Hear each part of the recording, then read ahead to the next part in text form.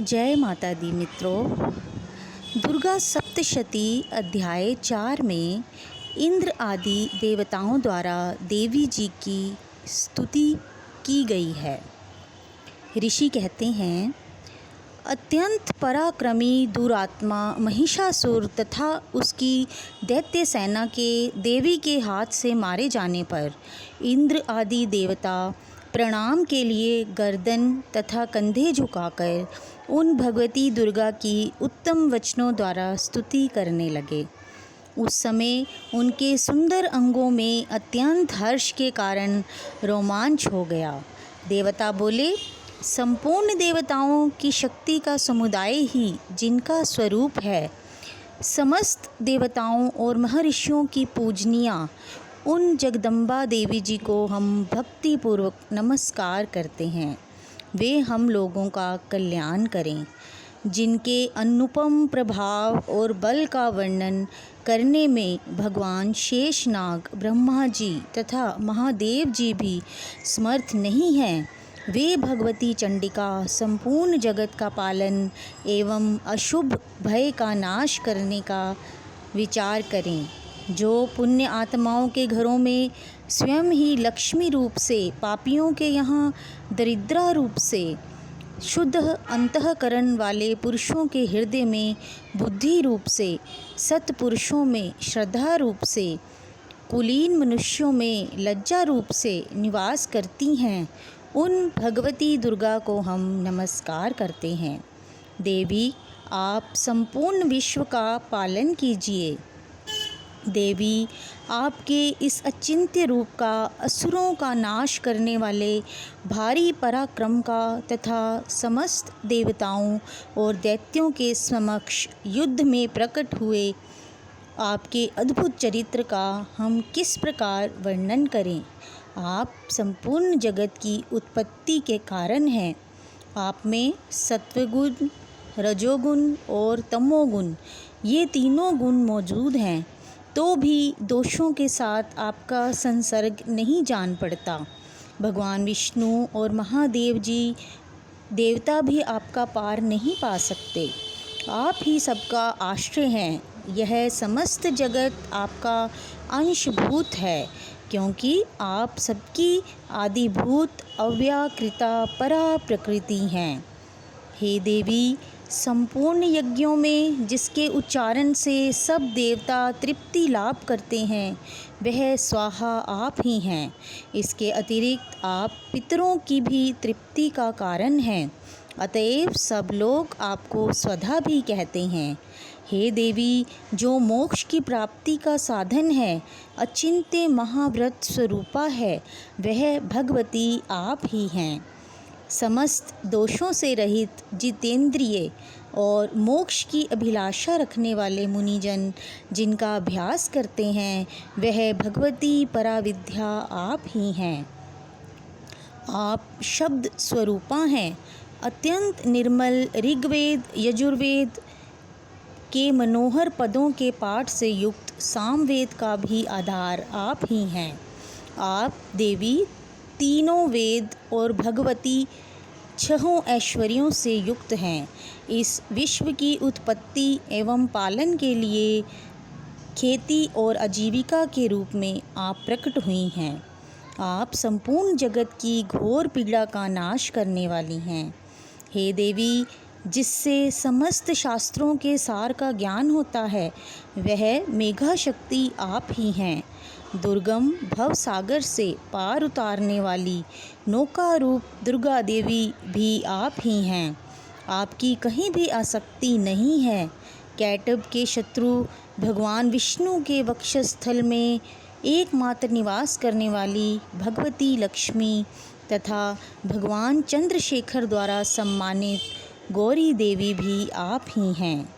आपका मुख मंद मुस्कान से सुशोभित, निर्मल पूर्ण चंद्रमा का अनुकरण करने वाला और उत्तम सुवर्ण की मनोहर कांति से कमनीय है, तो भी उसे देखकर महिषासुर को क्रोध हुआ और सहसा उसने उस पर प्रहार कर दिया। यह बड़े आश्चर्य की बात है।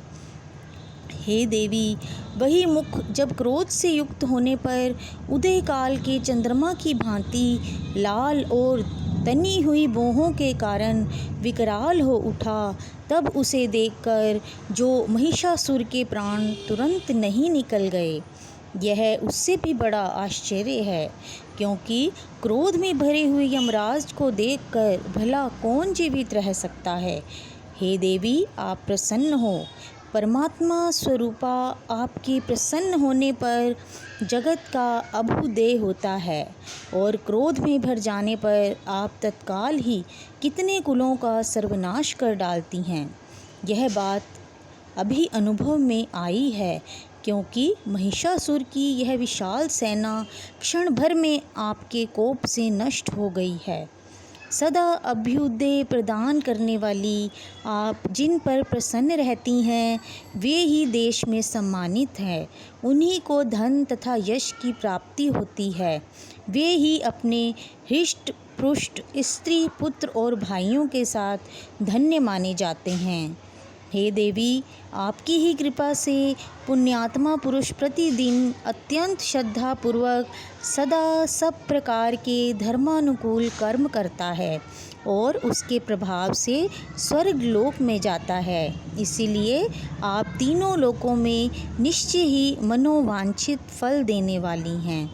माँ दुर्गे, आप स्मरण करने पर सब प्राणियों का भय हर लेती हैं और स्वस्थ पुरुषों द्वारा चिंतन करने पर उन्हें परम कल्याणमयी बुद्धि प्रदान करती हैं।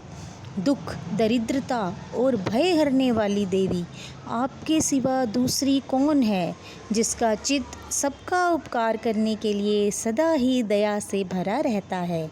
हे देवी, इन राक्षसों के मारने से संसार को सुख मिले तथा ये राक्षस चिरकाल तक नरक में रहने के लिए भले ही पाप करते रहे हों, इस समय संग्राम में मृत्यु को प्राप्त होकर स्वर्गलोक में जाएं, निश्चय ही यही सोचकर आप शत्रुओं का वध करती हैं।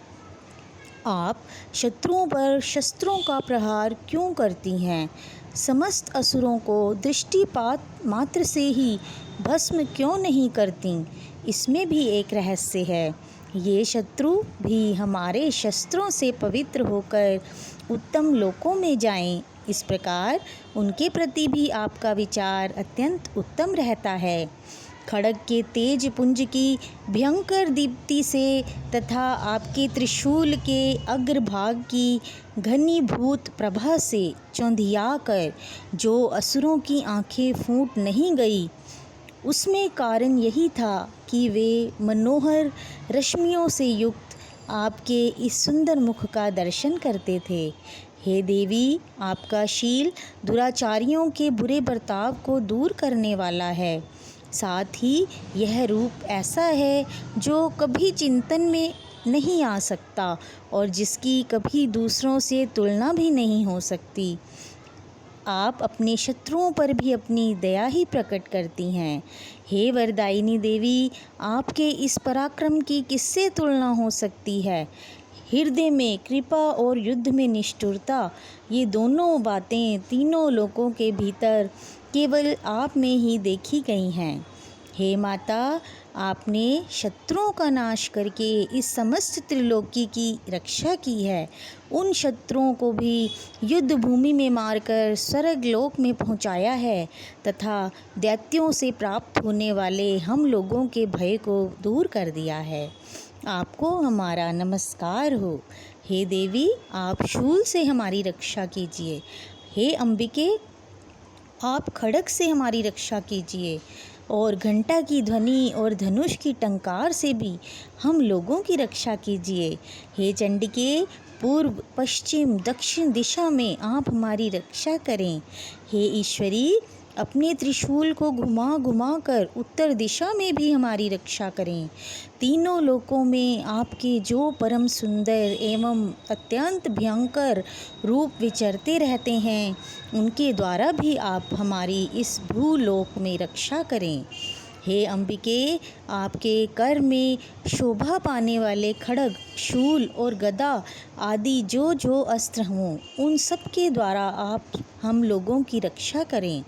ऋषि कहते हैं, इस प्रकार जब देवताओं ने जगन माता दुर्गा की स्तुति की और नंदनवन के दिव्य पुष्पों आदि से उनका पूजन किया, फिर सबने मिलकर जब भक्ति पूर्वक दिव्य धूपों की सुगंध निवेदन की, तब देवी ने प्रसन्न वदन होकर प्रणाम करते हुए सब देवताओं से कहा।